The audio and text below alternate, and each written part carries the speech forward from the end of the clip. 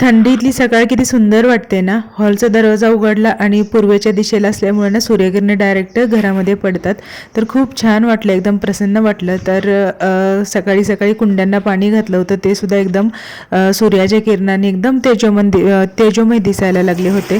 तर चला, आपली कामाला सुरुवात तर केलीच पाहिजे. सकाळी टिफिन वगैरे बनवायचे होते आणि आज मला बरीच कामं होती, कारण उद्यापासून मला नवनाथ पारायण सुरू करायचे आहे आणि त्याची तयारी करायला माझा आजचा पूर्ण अख्खा दिवस जाणार आहे. आणि बाकीचे बाहेर जाऊन पण काही कामं करायची आहेत.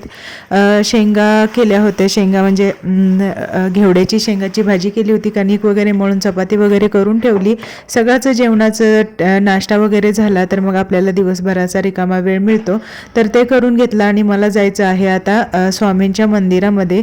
उद्यापासून पारायण आहे तर दर्शन घेऊन यावं म्हटलं. दुपारचा टाईम असल्यामुळं ना तिथे गर्दी नव्हती आणि येताना ना पूजेचं साहित्य आणि किराणामधून काही साहित्य घेऊन यायचं होतं.